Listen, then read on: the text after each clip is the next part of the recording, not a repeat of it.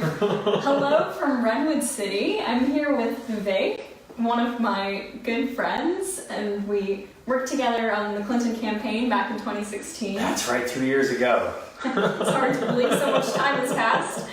Well, Vivek, I want to start off by congratulating you. There were some major milestones this week. I mean, in addition to completing your 500-mile journey across California last week, which for viewers who are tuning in for the first time, Vivek ran 500 miles, every inch on foot, across the state of California. That's right.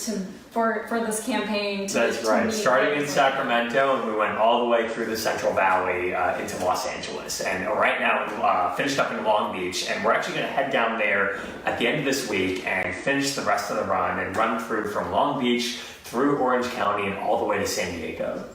Wow, what an inspiration. But in addition to that, congrats on your recent big news with your endorsements from the San Jose Mercury News and the East Bay Times.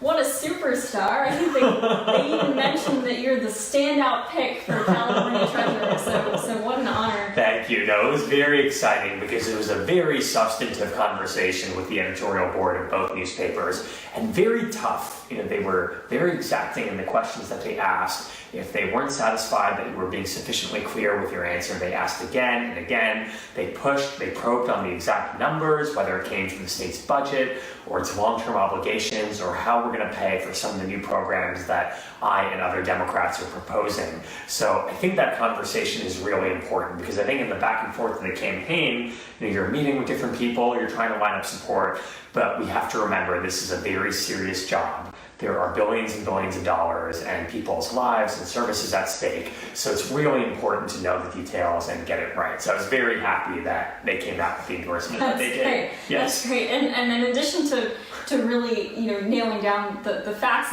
and the issues, I think Ozzy said that you're a living emoji. Do you know what that even means? I've certainly never been called that before, so. Well, you've been running up and down the state like Forrest Gump. That's from the Santa Cruz Sentinel. Yes. So anyway, how are you feeling as the primaries coming up? It's been good. So, right now, that endorsement gave us a big boost. I feel like we're picking up a lot of momentum and buzz around the state. And one thing about running a campaign is you go out there and run. In my case, you actually run. And you never really know how it's going to go. You have a set of convictions and a message that you want to share with people, and you want to see how they respond. But I think people are responding to our message, getting a lot of incoming support, saying people have already voted for this campaign. We're halfway through the vote by mail period, and the election is 2 weeks from Tuesday, so just 16 days from today, we'll know how it all shakes out. So nervous, as of course anybody would be, but also feeling very optimistic on how this campaign is going, and I think we are cresting at exactly the right time. That's great.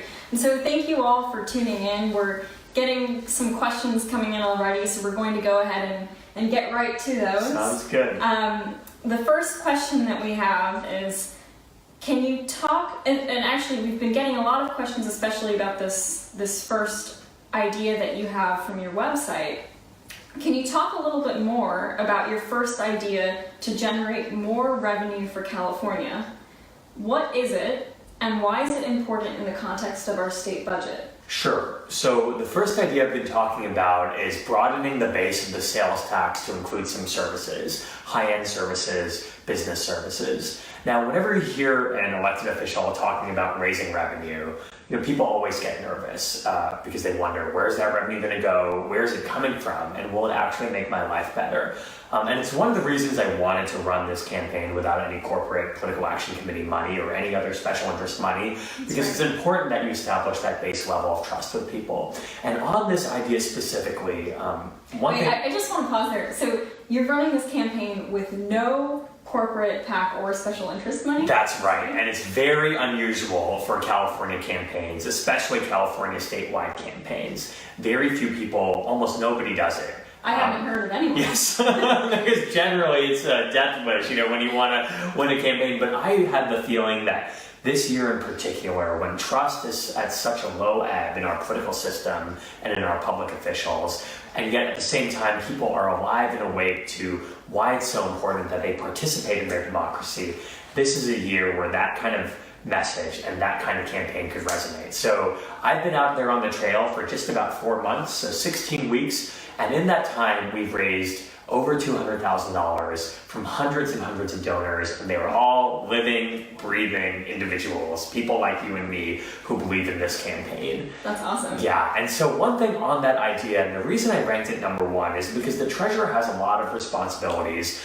but more than anything, you really are the person who is responsible for California's economic future, and in particular, its credit rating, because the treasurer issues the state's bonds, and our credit rating determines how much interest state taxpayers have to pay on those bonds. And of course, every dollar in interest that we pay is a dollar that we can't dedicate to our universities, to our parks, to our healthcare, to our education system, to our social services.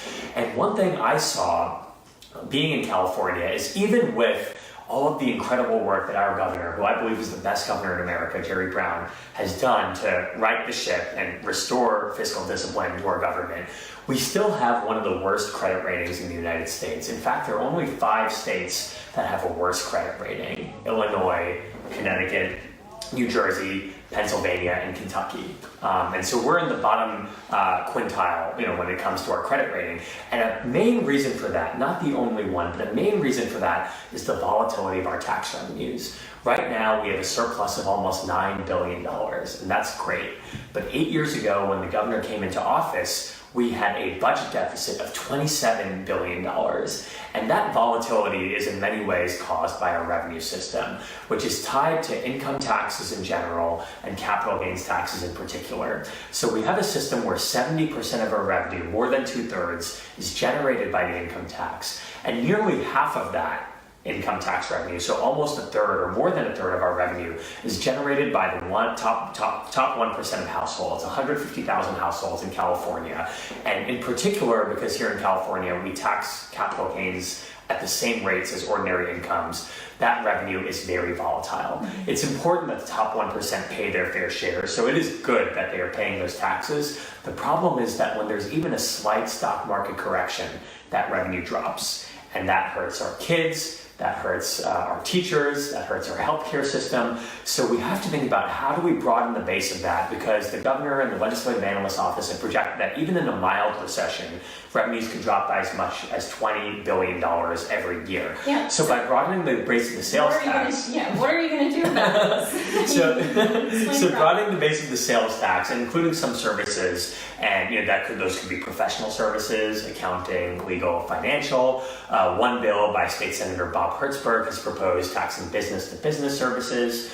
We could look at leisure services, where right now you pay taxes if you buy golf balls, but for people who play around with golf, there's no tax subject to that. And I think that's important because it's not only important for the fiscal health of our system, but it's also fair given that the sales tax is one of the primary sources of revenue for our general fund. And we've moved over the preceding decades into a service-based economy. So it's important that the changes in the sales tax reflect that. And the most important thing is that increases revenue, which, if we elect trustworthy politicians who spend the money the right way, which is really important to me, that we can invest in these core priorities. And when that inevitable stock market correction comes, we have a broader base and we won't have to make these deep cuts like we had to make last time and the time before. Okay, so you're saying broadening the sales tax base in order to have a more stable source a continuous source of income for the state. That's exactly right. And one last point I'll make is this is a heavy lift. It's not going to get done in a month or a year. But I'm heartened by the fact that other people, not just in Sacramento, but in different parts of the state, have recognized that this is a long, simmering problem. Too many people don't want to talk about it. They want to kick the can down the road. And one of the reasons I wanted to run this campaign is I wanted to make sure, no matter how it goes, and like we started out, I'm glad that it's going well and we're getting some momentum, but I thought if we can put some important issues on the table and get people talking about them, they're not necessarily easy to solve. There's no quick solution, but that is really important for restoring our fiscal health, because budgets happen over 1 year, election cycles happen over 2 years, but these key problems often take place over 5 or 10 years. So I'm going to stop you there because, as you said, there are many other issues Yes. that we need to cover. Here's another question that we have. Actually, from last week's town hall, Andrea was one of your viewers, and she wanted to know how you will afford a savings account for every baby born in California, especially given our population size. Yeah, so we have nearly 40 million people in California. I believe we're at 39.6 or 39.8 million, according to the most recent estimates. And right now, the treasurer chairs the 529 College Savings Account program. I remember we talked about those college savings accounts when we were working on the Clinton campaign 2 years ago, and how to get more people saving for college and make community college free and make college affordable for everybody. And right now, in the state of California, there are about 300,000 of those accounts. And that's a lot, and that's really good. The issue is there are more babies than that born in California every single year. And especially when we're at a time in our state and in our country where there's this gap between the haves and have-nots, and people legitimately wonder, is the economy working for everybody and not just those at the top? I thought that opening an account for every baby born in California and putting some money in is a core social policy. It gets every family in a college-going mindset. And to be clear, by college, that can mean any type of secondary education. And at the same time, makes every family and every person know that they have a stake in the California dream. So how do we pay for that? One idea that I have, and this would take a ballot measure, but I think it's really important. Right now at the federal level, Congress passed and Donald Trump signed a tax bill that, in addition to adding over $1 trillion to the deficit over the next 10 years, or the national debt, I should say, it also reduces taxes on wealthy estates, estates over $5 or over $10 million. California actually used to have a tax on estates of that size, and other states do. So I thought that if we bring those back, then we're taxing people, at a small level, people who've done very well throughout their lives, who've benefited so much from living in California and in America, and we can take a small portion of that and put it back into people at the beginning of their lives. I think it's an important idea. We've seen small-scale experiments like this, including in San Francisco and Oakland, and there's no reason why we can't do it statewide. Great. Okay, moving on to our next question. Yes. This question was submitted to us by Cindy. Mm-hmm. What is your position on veterans issues in California? Mm-hmm. So there are a number of things there that I think are very important, and some of these we actually worked on the national campaign as well, but I specifically, from the governor's office and then meeting some veterans out on the trail during this campaign, there are a couple things that I want to highlight. First, it's so important that our veterans who are transitioning back into civilian life have access to the good jobs that they need and that they're trained for. When you serve in our nation's military forces, you develop a whole range of skills. We need to find better ways of matching those skills to the jobs in the private sector and making sure that employers know that a veteran, he or she may not have done the exact same thing that another applicant coming from a similarly situated company has done, but there's so much they can contribute. They know how to be part of the team, and we have to make sure that we encourage that. And one way to do that, in addition to developing new ways of credentialing and matching people, is to make sure that for occupational licensing, we have some rules, but we have to take a look at them and make sure that veterans who have lived and have been based in other states, often their spouses as well, can still have access to those professions here in California. A second thing is housing. And housing is such an important issue all across the board in California. We know that the median price of a home in California is more than double the national average. And it's particularly important for veterans who, again, have often been deployed all over the world or living in a base in a different part of the country or even moving from a different part of California. So we need to make sure that they have access to housing. And there's several programs that we have and we can build on to do that. One that I just want to mention is a ballot initiative to renew a $1 billion bond to invest in veterans housing that is on the ballot this November. So I think it's important that we all get the word out and vote for that.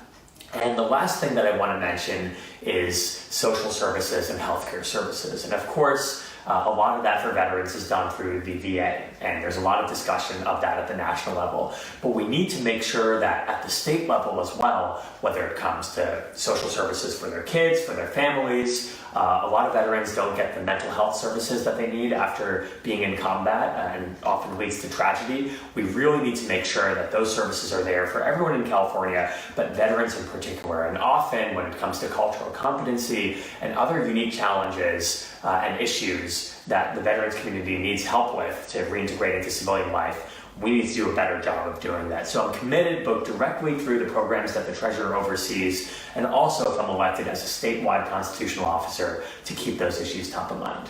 Great, thanks. Yes. I want to pause because we've just gotten to have a mix of, the more heavy policy Yes. questions. Maybe we'll have something a little lighter for our audience here. There's a question that's just come in from Satish saying, hey, do your knees hurt from your long run? How do you develop so much endurance? And do you think this is a good skill to pick up for handling political office? So that's a good question.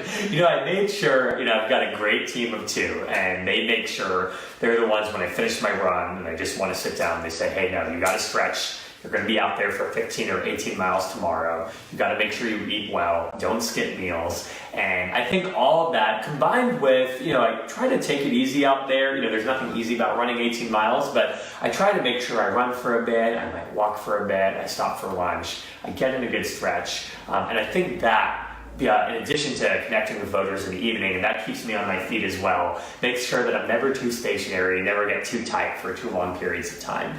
So I think that's good. And he had a second question as well. What did he ask? He said, he asked, how do you develop so much endurance, and do you think this is a good skill for picking up?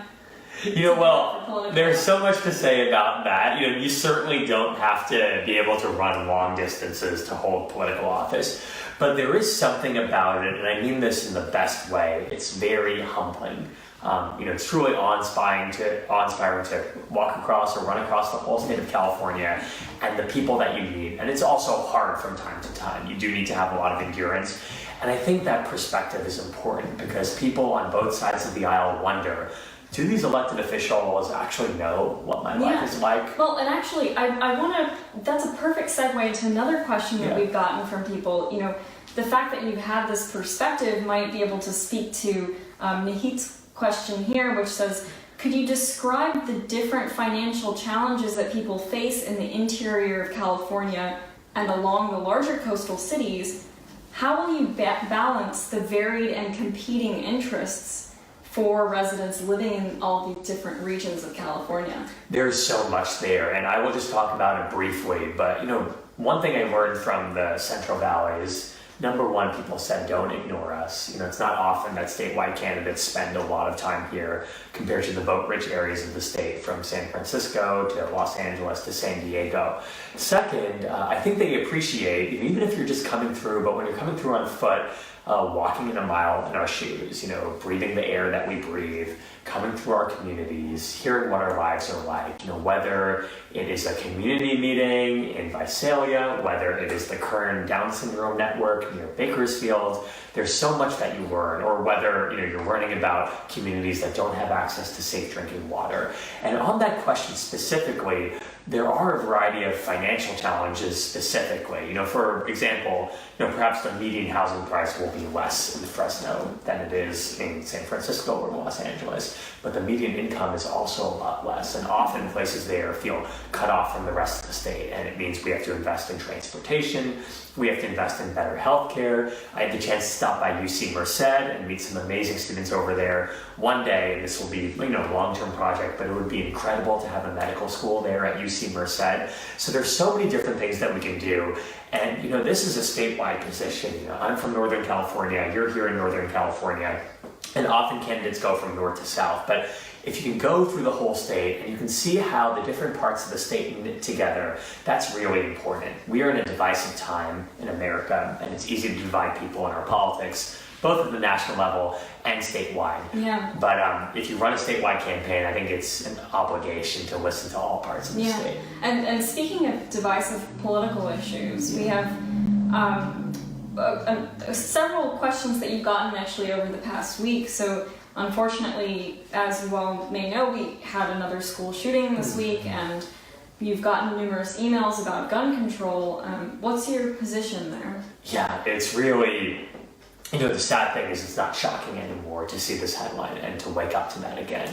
And there is so much that we need to do. And I'm so inspired by the movement since Parkland with March for Our Lives on March 24th. We were out there in the Central Valley, but it just shows for people of all ages, there is so much more to be done. So what can we do here in California? The first is to push nationwide, and I know Senator Feinstein is pushing for a ban on bump stocks, and there's so much more we need to do at the federal level because those laws, they haven't even banned assault weapons, and there's no reason for everyday citizens to own those type of weapons.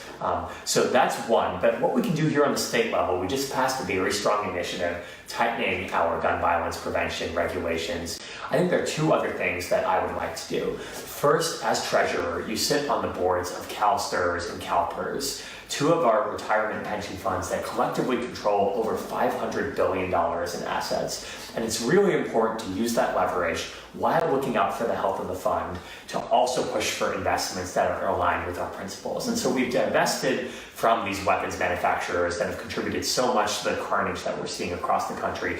It's also important to add on that and push for retailers that are selling these military-style assault weapons to not do that anymore. So that process is ongoing. CalSTRS took a big step toward that just in recent days. And so I would want to make sure, as a representative of the taxpayers on those boards, that we continue to push for that. The second thing, and this is at both the state and the national level, is so much of the NRA's power in particular, and people in the gun lobby in general, is through money in politics and big money in politics. And those can be direct contributions to candidates. It can also be independent expenditures. And so that is a huge problem. We have to cut off that flow of money.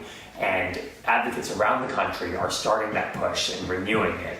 And I want to be a part of that. It's one of the reasons I'm running the campaign the way we talked about. And I'm hoping that if I can do that, and if I can do well in this campaign, other people can do the same thing. And we can cut off that flow of big money across all big sectors that are distorting our political system.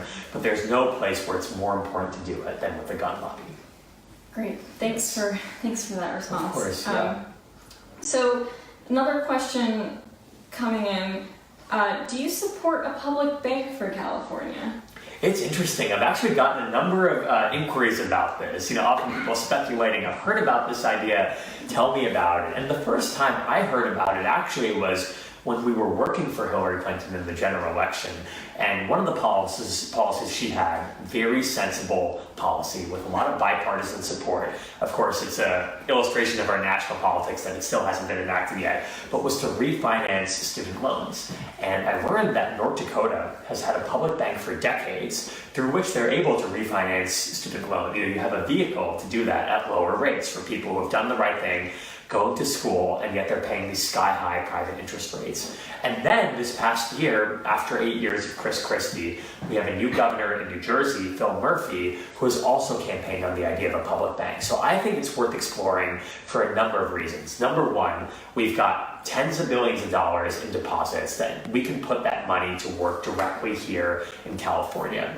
Number two, we can fund infrastructure projects. We know we have billions of dollars in backlog here in California. Number three, we can refinance student loans, especially private student loans where they're paying these rates. Number four, we can start to create a banking solution for cannabis. And as we know through the recent proposition, marijuana has been legalized recreationally here in California, and yet we still have federal law that is behind the times, and we have an attorney general, Jeff Sessions, who is very behind the times, if I may say. And unfortunately, in this case, because federal law controls so much of banking supervision, a lot of these cannabis distributors are dealing directly in cash. It's not safe for them, and it's not good for our California economy. A public bank would help solve that. And then finally, we could, depending on how you structure it, really put an end to the payday lending system by giving low-income people who don't have a banking solution in their communities access to these funds on a regular basis. And we can do that in communities like the ones we ran through in the Central Valley. And there's a similar bill on the federal level to create postal banking through our U.S. Postal Service locations all around the country. And I think this could be hand in hand with that. So it's something I'm very excited about. It's worth exploring. The one thing I want to make sure, and I'm welcome to ideas on how to do this, is that we have sufficient guardrails around this money, because it is a lot of money. The treasurer is responsible for investing it wisely and safely, because it needs to be there when the functions of government that have that money on the balance sheet need it. And one thing that people are rightly skeptical of is if politicians are getting their hands on this money and distributing it directly, will it be wasted? Will it lead to some type of crisis? So a well-designed, well-informed by public policy system could go a long way, and I'm dedicated to exploring more and seeing how we can pull it off. Great. Okay, I think we're going to wrap up now. Yes. Thank you again, and thank you all if you're still here. Thanks for tuning in. The last thing I'll say is, I have one last question. Oh, yes. Before you give your final words. Yes. So we have a question from Oren on Facebook, who wants to know how much sunscreen you use when you're on your runs and what your favorite brand is.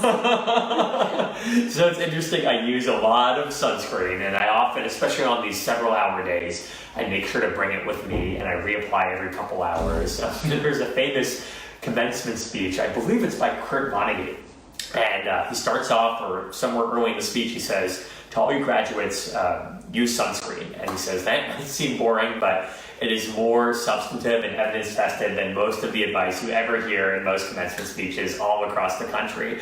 So I make sure to bring it with me. I did research on the SPF and broad-based spectrum and all these things to make sure it's as effective as possible. I use a Neutrogena brand, which is very helpful for me. The one thing which my staff never gives me the end of is I often have trouble rubbing it in. So I often have white streaks all across my face. And sometimes when I spend a little bit longer out there on the trail than usual, I often have to go straight to an event without being able to shower or change up.